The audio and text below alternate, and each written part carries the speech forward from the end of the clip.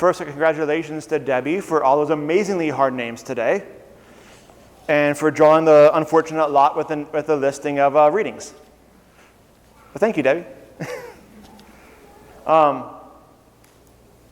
So there's a story of way back in the day. You had this guy named Cortez. Now Cortez came over to South America, to Veracruz, and he was going to come and wipe out all the Aztecs, which is not exactly the nicest thing in the world to do. Understatement of the year.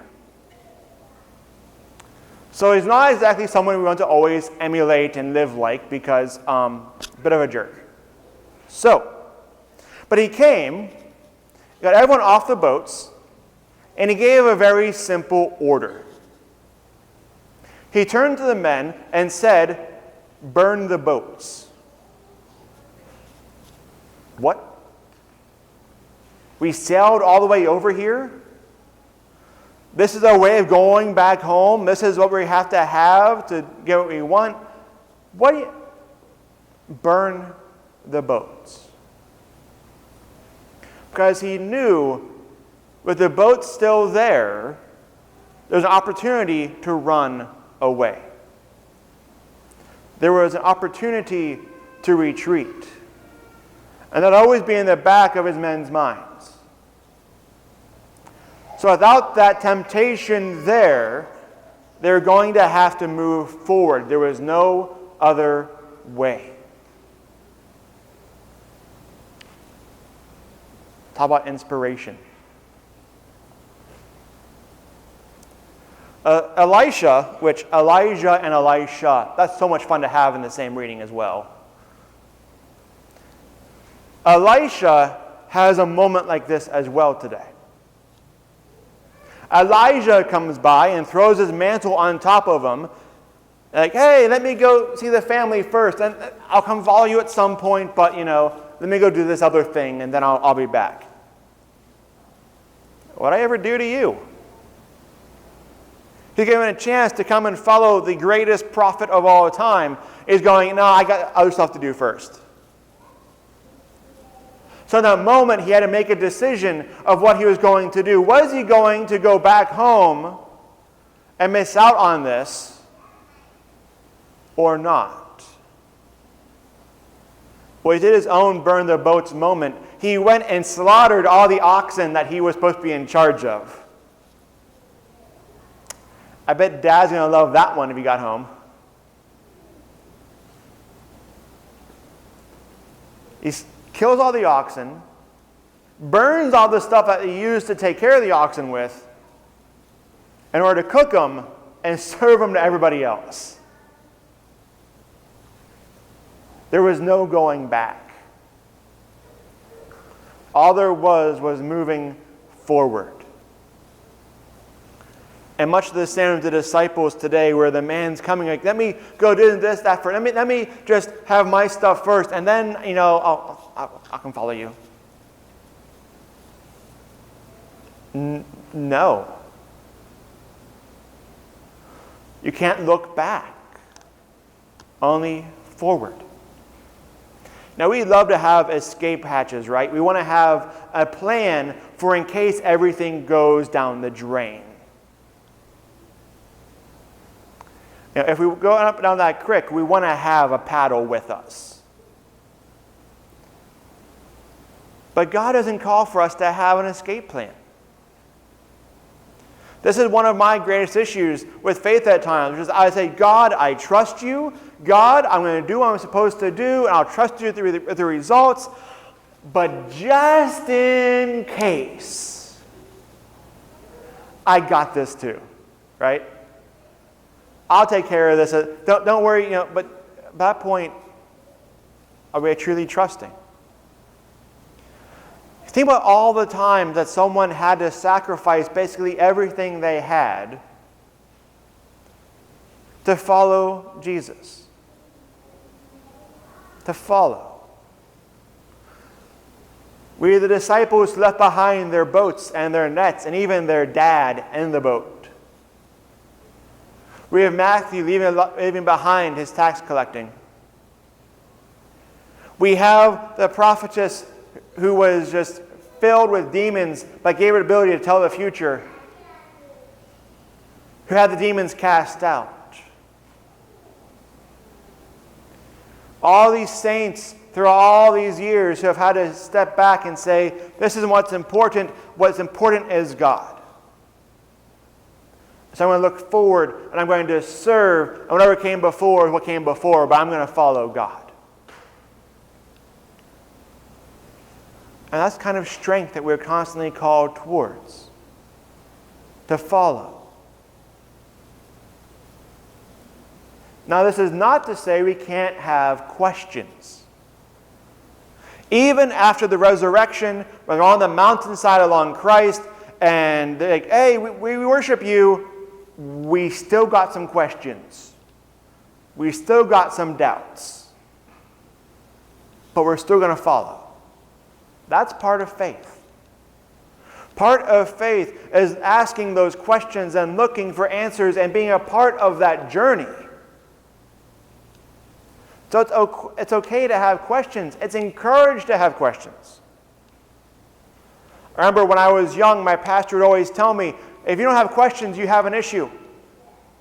If you have to question, you have to search things out to own your faith, as opposed to just being something handed to you and said, deal with it. Questions matter. But what also matters is trusting in the one who made us.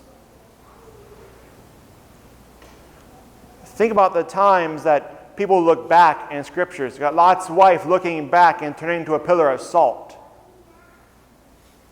Not the way we want to live, right? First time it rains, we're kind of gone. But yet we have a tendency in churches also to keep on looking back all the time. To try to think of these glory days way back when the whole place was filled and we put chairs on the sides and chairs in the narthex and we had to swing people from the rafters in order to have them all be in the same building at the same time. And we can look back at that, but what good is that? It's interesting, with this tune-in team that we have, we read a book called The Invitational Christian. And it's giving stats about this kind of stuff. And it says, everyone looks back at the glory days of the church, which is what decades? Anyone? Bueller? What? 50s and 60s, that's right. The glory days of the church, the 50s and the 60s.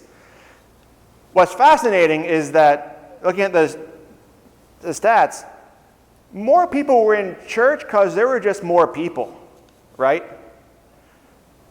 More and more people were having more and more kids, or more people to have, but the actual percentage of people who were going to church was already going down. So percentages going down, but there's more people because there's just more people. Even our glory days weren't really all that glorious. But we like to look at the past with rose-colored glasses. To look back and see how perfect it was when actually it wasn't. The joy of nostalgia. But we're not called for that. We are called to look forward and act in faith. To look at where we are and where we are being led to. And what does this mean for us? What does it look like on a day-to-day basis? Well, the first part is that we look at ourselves with one criteria, with one primary identification. And that is not, am I on the right or am I on the left? Or am I in the middle going, y'all are both crazy? It's not a question of how popular we are. It's not a question of our social status. Not a question of our financial status.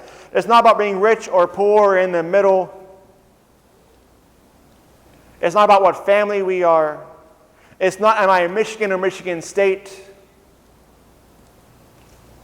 The primary identification for all of us is that we are followers of Christ. Who I am as a Christian, and everything else comes after that. Even in this wonderful week of the 4th of July, where we raise up America and everything else, our primary still becomes, I am a Christian and I can follow. And what does it mean to be a Christian? But to love, but to care for others, to be willing to sacrifice for others, and also to see ourselves as the beloved children of God. When it says we're to love others as we love ourselves, that predisposes that we do love ourselves first. That we're to see ourselves as created and mighty and special. That God made us with a purpose and gives us talents and skills. It's a life that looks forward in hope. Instead of trying to find judgment, instead of trying to find fear, but look forward and say, God, I'm going to do the very best I can, and you got the results. I'm going to trust you with that.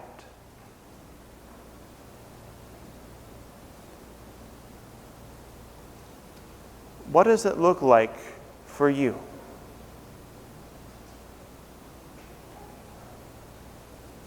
Other times, when we hear that call from God, and we're going, God, I'm just not ready.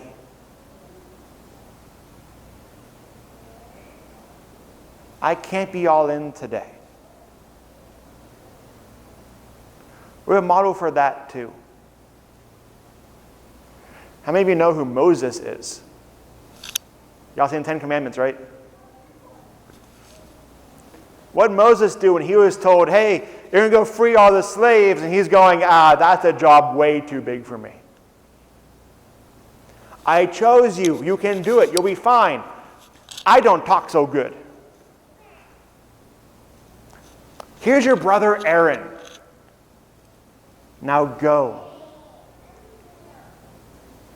There will be moments in our lives where we doubt, where we think that maybe we're just not called to be who we're called to be, that maybe God chose the wrong person that day. And God, who is infinite in love, has patience with us. Says, I'm going to give you time, not all the time, but I'll give you some of the time that you need so that you can get to where you need to go. I will give you all that you require. Just follow me. So if ever there's a moment in your life you're going, maybe I'm just not that good enough, don't feel guilty. Don't beat yourself up. Just remember, hey, Moses, he did some really cool stuff. And he had some doubts too. And Elijah went and hid in a cave just wanting to die instead of having to do what he was supposed to do. And God lifted him up too. And also had Elisha to walk along his journey with him. We are not alone. But we have to be willing first to put our hands on and just push forward. To see where it is that God is leading us to go and go there. Without looking back, without thinking wouldn't it be great if. Remember those good old days back then? What has been, has been. It's in the past. Where are we going now? Where is God leading us towards? Who is God calling us to be right here, right now, in this moment? And how can we love our neighbor as we love ourselves? God is calling us to amazing things. All we need to do is follow. Amen.